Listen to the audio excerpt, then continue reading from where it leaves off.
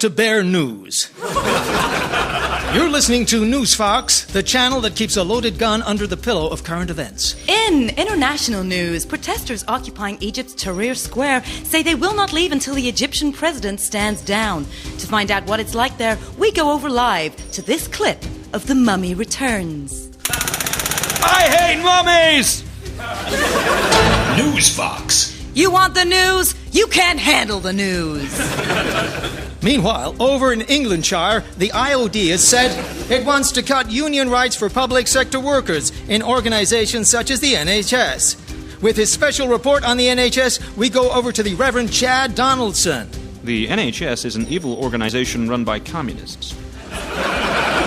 Thanks, Chad. Newsfox. Bulletins with bullets in.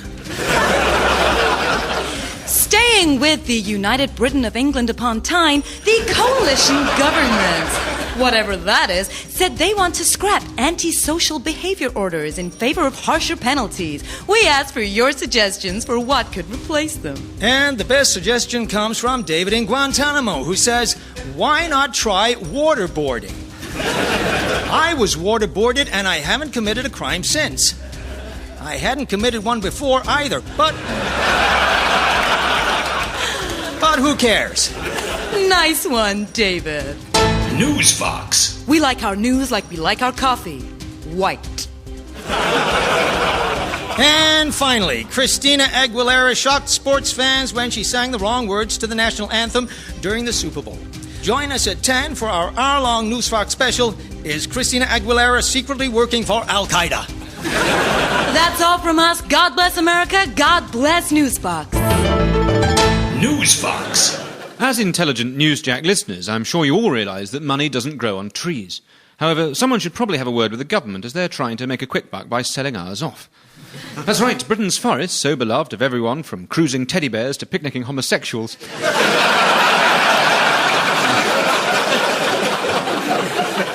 are under threat. With me to discuss the matter is Prime Minister and Nick Cleggs-minded David Cameron. Prime Minister, welcome. A pleasure, Miles. So, Mr. Cameron, you're considering selling off our woodland to private enterprise. Why? Because, Miles, under Labour, trees have been left standing out in the rain, with no access to affordable housing and few educational opportunities. It cannot continue. Isn't this whole idea a gift to the landowning class that you represent? Not at all, Miles. My cousin is an oak tree, and he assures me that he and his barky, leafy friends are really engaging with this policy. But it's an elitist policy, surely. Oh, not at all. We're offering trees the tools they need to get them out of the forest and into the workplace. Only last week, I had a fascinating conversation with a very concerned silver birch tree on a housing estate in Nottingham. What did he say? Absolutely nothing. He just stood there, paralysed with rage. Mr. Cameron, why is it that whenever people ask you to explain a cut like this, first you talk about Labour, then you refer to some spurious distant relative, and then you say that you've been on a housing estate? Because, Miles, my second uncle, twice removed, told me that thanks to Labour, many people on housing estates have never even seen a tree. My vision for this policy is that trees from all over will come together and create their own forests. A big society, you could call it. Please don't. And what if it doesn't work? Well, George Osborne's family own a massive wallpaper company. He always needs loads of wood chip. David Cameron, thank you, I think. The Catholic Church has approved an iPhone app which guides worshippers through confession and allows them to keep track of their sins. The app asks questions which the user must answer, and there's a pre-installed tick next to the line, "Thou art a smug tosser with an iPhone." Inspired by this, we here at Newsjack are pleased to announce our range of religious phone apps, so grab your credit card as we head over to the Newsjack shop.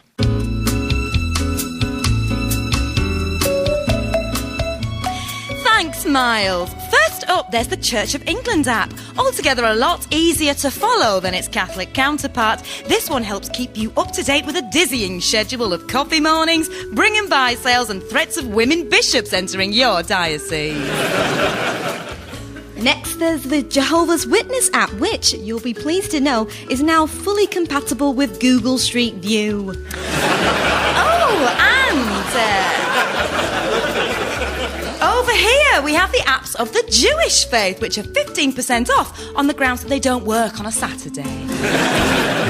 And that's your lot.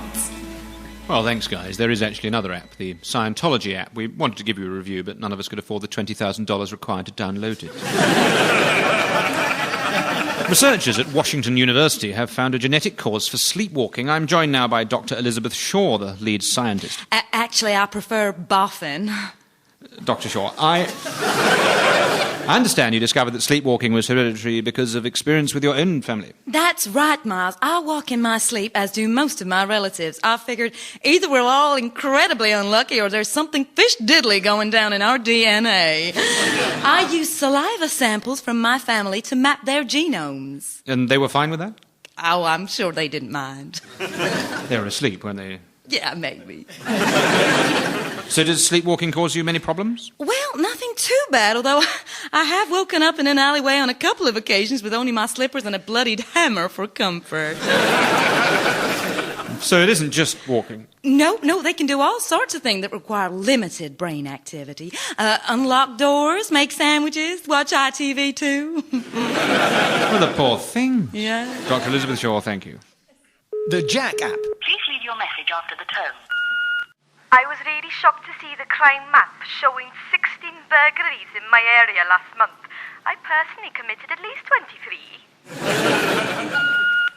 I slept with my wife's mother, my daughter's best friend, and several varieties of livestock in a hotel in Droitwich. Hang on, this is the confession app, is it? After hearing about the first 3D images of the sun, you have no idea how disappointed I was when I opened the paper the next day. David Cameron's flagship policy is the Big Society, where volunteers can take over services from government. I'm hoping to run my local council's noise abatement unit, merely in an attempt to discipline my own children. And my dementia-ridden great-aunt Emily has successfully bid for the Ministry of Defence. But some critics are saying the Big Society is being undermined by cuts in council funding. So what exactly is the Big Society, and is it really in trouble?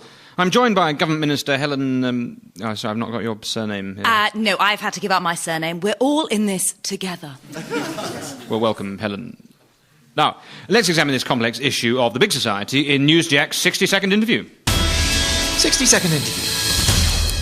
Oh, I'm not sure that 60 seconds is enough. Answer quickly then. So, 1, what is the Big Society? Go. The coalition government's Big Society agenda is a whole new approach. Too many words. Right, it's about getting people from across the community together. More concise. It's about society. Anything else? It's big. Some people are saying that the Big Society is an attempt to offload state-run services onto charities and volunteers to give cover for swinging cuts to the public sector. Are they right? Are they right? No. Good answer. Now give me an example of the Big Society. Well, the idea is that someone does good work in their community in their spare time. Give me a specific example. Miss Marple? Another. Dr. Mark Sloan. He is? Well, he's Dick Van Dyke in Diagnosed Murder. Anyone who isn't a fictional detective? Lassie? And? I don't know, Miles. I can't think. Come on, you've got 15 seconds left. Shane Warne. He's just a serial philanderer. But he does do it on his own time. True. So what will the Big Society be like after the cuts? Just a society. Helen the Minister, thank you for your time. From the team that brought you Glove Actually and Bridget Jones's Dairy comes another British film that will make your stiff upper lip tremble with pride. My husband is, he's required to speak publicly. You see, there's a wedding coming up. Everybody was saying we must have more leisure. Now they're bloody complaining they're unemployed. What are they, retards? Newsjack Films present The Duke's Tourette's. This week, the Coalition proposed the abolition of antisocial behaviour orders in favour of harsher penalties. Depressingly, young people had started using ASBOs as a badge of honour. Although less depressingly, it is nice that the children of today still wear badges. To discuss the proposed changes, please welcome Crime Prevention Minister Hannah McGill. Hello, Miles. Thank you for inviting me. So what are you intending to do? Well, Miles, it came to our attention that ASBOs were not working. Far from being ashamed, young people were actually proud to have them. Our alterations would actually change all that. From now on, if somebody commits an antisocial act, instead of an ASBO, they'll be giving glasses. Glasses? Yes. For 1 strike, they'll be giving glasses. 2 strikes, and then we'll add an elastopass to the centre of the glasses. And then for the 3rd, maybe a dreadful haircut or an ill-fitting shirt. Well, if you don't mind me saying, Hannah, I think this is barbaric. Well, you would, Miles. You're clearly on your 3rd strike already. So what makes you think these measures will work? We've trialled the scheme in Sheffield, and it's been extremely successful. We've cracked down on gangs by signing troublemakers up to a bridge club. And one lout has turned his life around after we made him wear a continental berry and checked trousers. It all seems extremely cruel, Hannah. I mean, shouldn't you have a bit more empathy for these people? Well, I do, Miles. You see, I used to be a young offender myself, and I turned my life around. I see. What cruel, undesirable punishment were you given? Well, they made me the crime prevention minister. Makes perfect sense. Hannah McGill, thank you. This week, a fondly remembered old classic was updated for the 21st century. That's right, Danny Minogue has got a new face. But they also made a new version of that Yellow Pages advert. For those who may have missed it, here it is.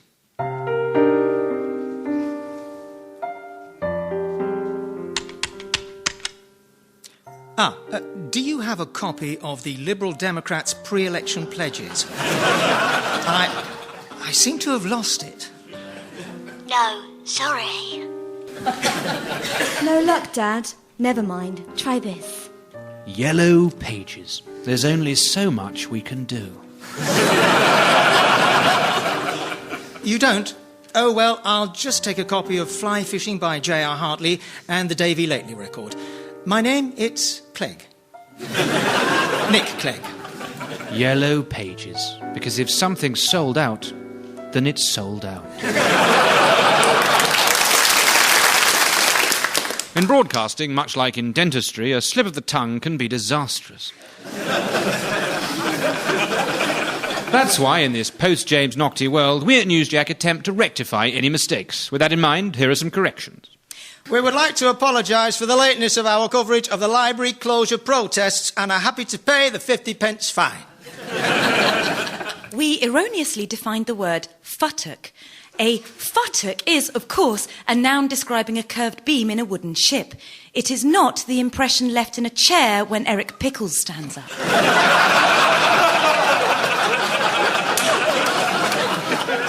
Earlier, we gave the price of petrol as 122p per litre. It is, of course, 124p.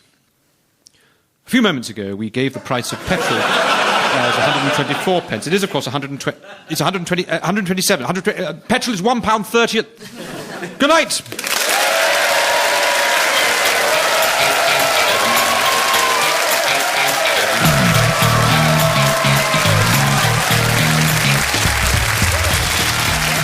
Newsjack starred Miles Jupp, Margaret Caborn-Smith, Brian Bowles and Kerry Howard. For a full list of writers, go to bbc.co.uk/programmes/Newsjack. The producer was Simon Mayhew Archer.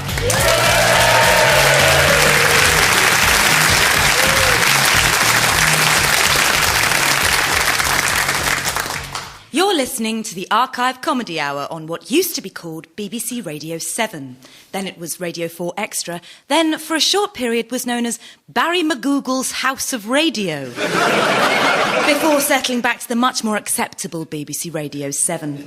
That was the week in which the government first began making forays into the selling off of Britain's forests, and before the mighty tree uprising of 2011, where our sap-filled overlords first took power. All praise the evergreen.